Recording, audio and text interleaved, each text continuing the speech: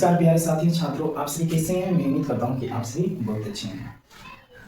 चलिए आज हम इस वीडियो में जानेंगे वास्तविक संख्या का लेक्चर नंबर 4। ठीक है, इसके पहले वाले वीडियो में हम आपको नंबर सिस्टम के पूर्ण संख्या, पूर्णांक संख्या, सम संख्या, विषम संख्या, भाज्य संख्या, अभाज्य संख्या, करणीय संख्या और परिमेय संख्या, इन सभी संख्याओं को हम विस्तार पूर्वक डिफिनेशन के साथ हम कवर कर चुके हैं। ठीक है, आज हम यहाँ यूक्लिड विभाजन से आपका जो एचसीएफ पूछता है क्लास 10 में, इसके लेक्चर नंबर 3 और 2 में भी हम बताएंगे। ठीक है, तो अगर आप लोग वहाँ नहीं देखेंगे, उस वीडियो को ना देखेंगे तो प्लीज जाकर उसको देख लें। ठीक है, और इसमें हम खास जानेंगे एचसीएफ और एलसीएम भाग विधि और गुणनखंड विधि से विस्तार पूर्वक हम समझेंगे।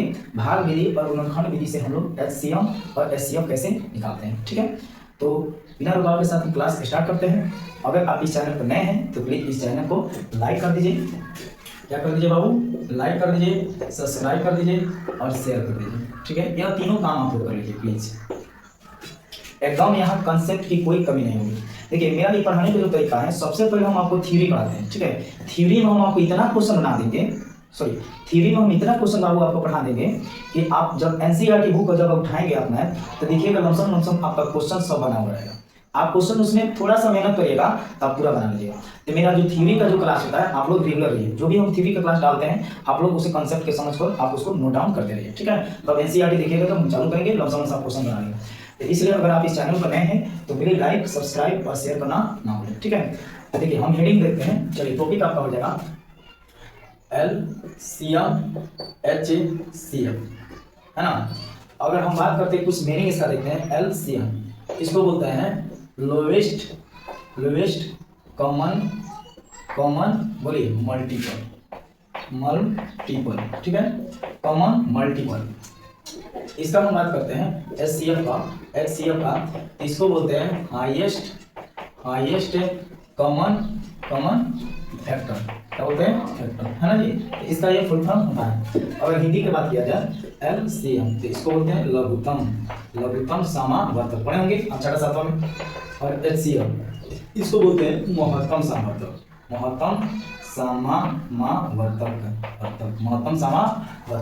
तो आज हम इस दोनों को भाग विधि से, गुणनखंड विधि से समझेंगे। ठीक है, एलसीएम बाई डिवीजन मेथड देखते हैं। देखिए एलसीएम बाई डिवीजन मेथड, इसे देखिए 2 4। ठीक है, तो एलसीएम बनाने का कंडीशन समझिए।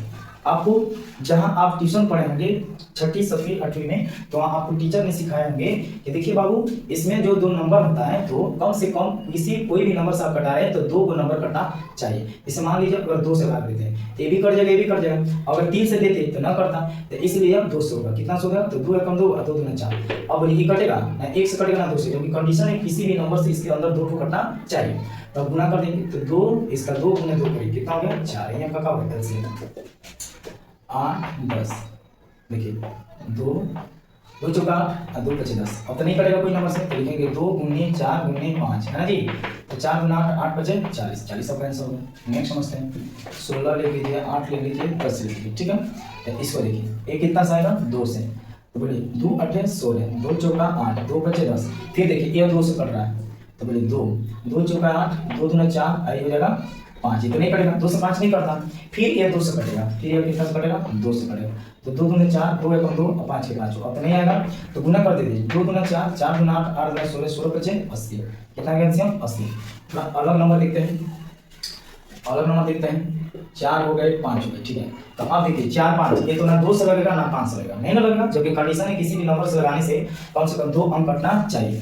तो नहीं लगेगा तो इसको क्या करते हैं? गुना करते हैं। 3 गुना कितना कर दीजिए? 5। तो मान लीजिए कितना हो गया? 15। ठीक है, तो इस विधि से हम लोग यानी एलसीएम डिवीजन मेथड यानी भाग विधि से आप ऐसे बनाते हैं। पर ऐसे आपको पढ़ना नहीं है 10th में। कैसे पढ़ना है? गुणनखंड विधि से। कैसे पढ़ना है? गुणनखंड विधि से। चलिए देखते हैं गुणनखंड विधि। गुणनखंड विधि द्वारा एलसीएम, गुणनखंड विधि द्वारा एलसीएम। जैसे एक नंबर ले लीजिए, जैसे मान लीजिए 8 10 ले लीजिए, 2 नंबर है। तो देखिए इसमें क्या करेंगे? सबसे पहले आप फैक्टर करेंगे। ठीक है, 8 का क्या करेंगे? फैक्टर करेंगे। तो बोलिए 8 कैसे तोड़ने आते हैं आप लोगों को? बोलिए 2 दूना 4, ये बोलिए हो गया। तो ये हो गया 2 गुने 2 गुने 2, नो डाउट। और 10 के करेंगे तो 10 के कितना हो जाएगा जी, 10 का हो जाएगा 2 गुने 5, तो 2 गुने 5, ठीक है। तो HCF क्या लिखेंगे यहाँ पे, सॉरी LCM क्या लिखेंगे, LCM कॉमन इसमें लिखेंगे। तो पहले कॉमन देखते हैं, 2 इसमें भी 2 इसमें है, तो 2 गो में से एक ही 2 लेंगे, याद रखिए 2 गो होगा बट कॉमन में एक ही आएगा। अब देखिए इसमें होता क्या है, कॉमन तो एक बार लिया ही जाता है और जो नंबर बच जाता है उसको भी लेकर गुना किया जाता है। तो इसमें कितना बचा है 5, इसमें का ये 2 बच गया, तो 2 गुने 2, अब गुना करिए 2 बचे 10, 10 गुना 20, 20 गुना 40, ये क्या हो गया आपका LCM, क्या होता है LCM, ठीक है।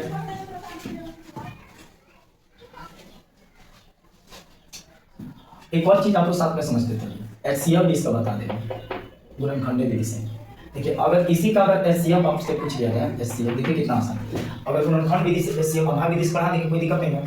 तो HCF पूछ लीजिए, मान लीजिए 8 और 10 का आपको HCF निकालना है, तो देखिए यहाँ समझिए इसमें देखिए 2 है, इसमें नीचे से कॉमन लगाइएगा, तो इसमें 2 है, इसमें 2 है, तो दोनों में 2 2 है, इसमें जो कॉमन होता है वही होता है, तो इसका केवल फाइनली आंसर हो जाएगा। ये आसान होता है, HCF निकालना कोई भारी बात नहीं होता है, जो कॉमन होगा वही आंसर होगा। जैसे 2 नंबर क्वेश्चन लेकर चलते हैं, कितना नंबर 2 नंबर, जैसे 12 के ले लीजिए और 15 के लिए, 12 और 15 के ले लीजिए, तो इसको देखिए 12 के गुणनखंड करिए, तो 2 गुने 3, 2 दूना 4, 4 के 12 और 15 के आंसर से ये 3 गुने कितना हो जाएगा 5, 3 गुने 5।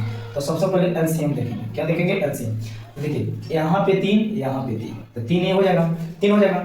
और जो कॉमन नहीं है उसको भी गुना करना है, तो 5 ले लीजिए यहाँ से और यहाँ से ये दोनों ले लीजिए, तो 2 दूना 4 कर देते हैं यहाँ पे, अब गुना करिए 5 के 15, 15 चौका 60, तो LCM कितना आ जाएगा 60, LCM कितना आ जाएगा 60, समझे।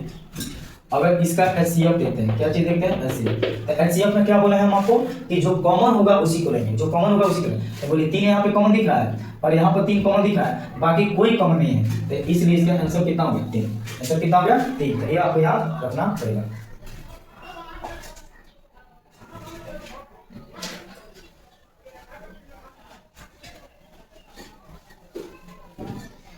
चलिए तीसरा क्वेश्चन देखते हैं बाबू। मान लीजिए 20 हो गया, यहाँ पे 24 हो गया, 20 और 24 को हमको क्या निकालना है, बोलिए क्या निकालना है, LCM भी निकालना है और HCF भी निकालना है, दोनों साथ साथ देखते चलते हैं, ठीक है। 20 का क्या करते हैं गुणनखंड, 20 का गुणनखंड तोड़ लीजिए, बोलिए 10 हो जाएगा, 2 हो जाएगा, 5 होगा, यानी 2 गुने 5, नो डाउट। 24 को तोड़िए, 24 को तोड़ लीजिए, तो बोलिए कितना आएगा 12 आ जाएगा, 6 आ जाएगा, 2 आ जाएगा, 3 आ जाएगा, 2 दूना 4, 4 थे 12 और 12 सॉरी 2 दूना 4, 4 दूना 8, 8 का 24, 2 दूना 4, 4 दूना 8 का 24, यानी 2 गुने 2 गुने 3, नो डाउट। तो LCM क्या लिखेंगे LCM, तो LCM में देखिए ए कॉमन है, ए कॉमन है, एक बार ले लिए, बोलिए ए कॉमन है, ए कॉमन है, इसको भी एक बार ले लिए। अब बोलिए जो कॉमन नहीं है उसको भी इसमें गुना किया जाता है, तो बोलिए 2 और 3 को लीजिए, 2 गुना 3 और गुने में 5, गुने में 5, ठीक है। 2 दूना 4, 4 दूना 8, 8 का 24, 24 बचे 120, 24 बचे कितना होगा 120, ठीक है। और HCF देखेंगे, क्या देखेंगे HCF, देखिए बोलिए यहाँ पे क्या है 2 है, यहाँ पे क्या है 2 है, तो ये 2 लिया गया। फिर देखेंगे यहाँ पर भी 2 है और यहाँ पे 2 है, कॉमन दिख रहा है तो ये भी ले लिए। अब देखिए इसमें कोई कॉमन नहीं दिख रहा है, तो यही क्या होगा आंसर 2 दूना 4, ये क्या होगा LCM। तो इसी तरह हम गुणनखंड विधि द्वारा LCM और HCF ज्ञात कर सकते हैं। 12, 15 और 18, 3 नंबर छिटा देते हैं 18, 12, 15 और 18 का LCM और HCF आपको ज्ञात करना है। तो सबसे पहले 12 के क्या करें गुणनखंड करें, तो 2 गुने 3, नो डाउट 2 गुने 3, उसके बाद 15 के करें, ये क्या हो जाएगा 3 गुने 5, ठीक है। 18 के करें, क्या चीज के करिए 18 के, कितना हो जाएगा 2 गुने 3 गुने 3 का 18, ठीक है। तो यहाँ पे LCM देखते हैं, क्या चीज LCM। तो देखिए बाबू नीचे से इसमें कॉमन लगाइए, बोलिए पहले कॉमन देखिए, यहाँ पर 3 है, यहाँ पर 3 है, यहाँ पर 3, तो बोलिए एक 3 ले लीजिए, ठीक है। उसके बाद देखिए, उसके बाद कोई कॉमन नहीं दिख रहा है, कोई कॉमन नहीं दिख रहा। अब देखिए यहाँ देखिए यहाँ 2 और यहाँ 2, तो 2 को कॉमन 2 है, तो इसमें भी 1 लीजिए, कितना लीजिए 1 लीजिए, ठीक है। उसके बाद देखेंगे, उसके बाद आप देखिए ये वाला कॉमन ले लिए यहाँ से और यहाँ से, हो गया। उसके बाद आपका बच गया 3, 5, 2, 3, 5, 2, बोलिए 3 यानी 2 को 2 है, 2 को कितना है 2 है, और 3 को है 3 को है, 1 है आपका 5, 1 है 5, इसमें गुना करिए, गुना करिएगा तो ये हो जाएगा 180, यानी LCM आ गया आपका 180। HCF देख लिया, HCF देख लिया। HCF में क्या करना है, जो सब में कॉमन हो, तो बोलिए 3 यहाँ पर है, यहाँ पर भी है और यहाँ पर भी है, तो यानी इसका फाइनली क्या हो जाएगा 3, यही सब क्या हो गया आंसर। तो इसी तरह हम बना सकते हैं एलसीएम। और आप कोई 13 नंबर ले, 17 ले लीजिए और 23 लीजिए। 13, 17, 23 का एलसीएम और एचसीएफ।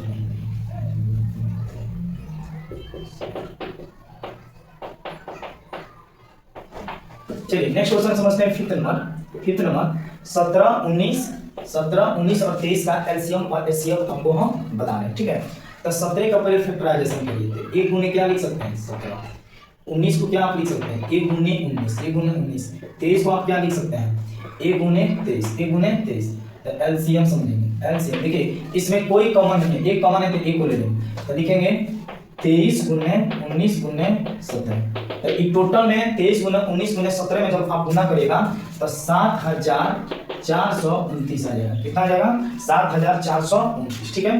एचसीएफ का अगर बात कर लिया जाए तो तीनों में कॉमन 1 1 दिख रहा है। कितना दिख रहा है 1 1। तो यही दोनों क्या हो जाएगा आपका आंसर। क्या हो जाएगा आपका आंसर। तो इसी तरह आप एक गुणनखंड विधि से याद कर सकते हैं, ठीक है। नोट्स में को क्या आप लिखेंगे 2 लगातार प्राकृत संख्या का एचसीएफ क्या होता है 1। याद रखिए 2 लगातार प्राकृत संख्या का एचसीएफ कितना होता है 1, ठीक है। दूसरा पॉइंट होगा 2 लगातार सम संख्या का एचसीएफ। क्या चीज एचसीएफ कितना होता है 2, याद रखते चलिए। दूसरा हो जाएगा 2 विषम संख्या का लगातार एचसीएफ कितना होता है 1, ठीक है।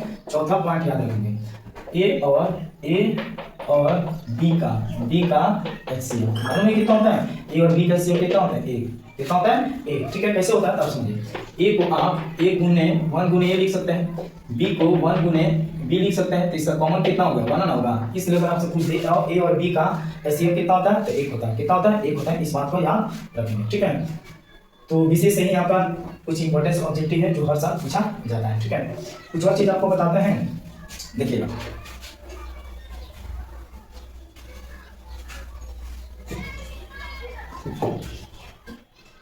चल पावर वाला एचसीएफ। पावर वाला एचसीएफ अगर आपसे पूछ देता हूँ कैसे, ठीक है। तो समझिए जैसे मान लीजिए यहाँ पर 12x² y है, नो डाउट। और यहाँ पर मान लीजिए 6x³ है ना। यहाँ पर मान लीजिए y है, नो डाउट। तो ये देखिए इसको आप 2 गुने x के पावर क्यूब y, इसको रहने दीजिए इतना है। और यहाँ पर समझिए इसको आप लिखते हैं 2 गुने 12x² y को देखिए 2 गुने 2 और गुने 3 और गुना x का x³ और y इसको कर दीजिए, ठीक है। इसको करिए 2 गुने 3 x³ गुना y, ठीक है।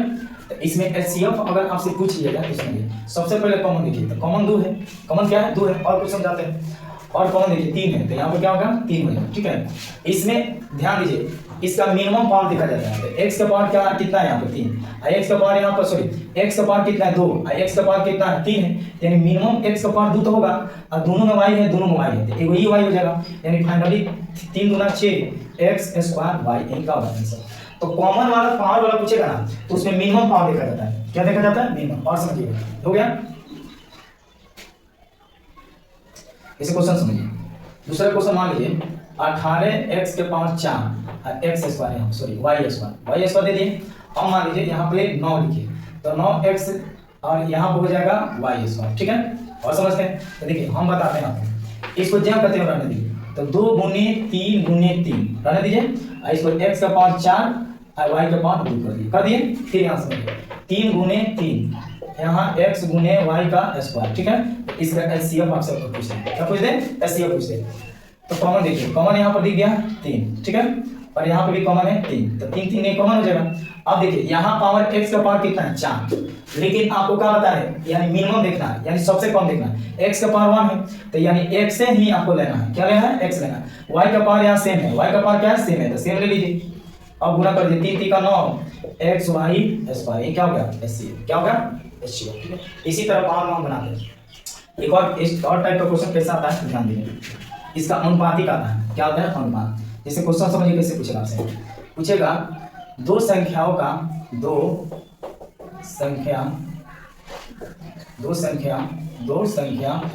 12 और 15 है, क्या है 15 है। तो एलसीएम और एचसीएफ का अनुपात बताएं, इस टाइप के क्वेश्चन आपको बोर्ड में पूछा जाता है। यानी दो संख्या 12 और 15 है तो एलसीएम और एचसीएफ का अनुपात बताएं, ठीक है। दो संख्या 12 और 15 है तो इसका एलसीएम होता है। देखिए एलसीएम और एचसीएफ यानी अनुपात आपसे पूछ रहा है, क्या पूछ रहा है अनुपात, समझिए। तो 12 और 15 का निकाल लीजिए एलसीएम, ऑब्जेक्टिव आएगा, सब्जेक्टिव नहीं आता। और 12 और बोलिए और 15 का निकाल लीजिए एचसीएम, क्या निकाल लीजिए एचसीएम। देखिए इसका जवाब यार रफ बना लेंगे, 12 देखेंगे तो 12 के कितना हो जाएगा 2 गुने 2 गुने 3 और 15 को हो जाएगा बाबू 3 गुने 5, 3 गुने 5। तो पहले एलसीएम निकालते हैं, क्या निकालते हैं एलसीएम।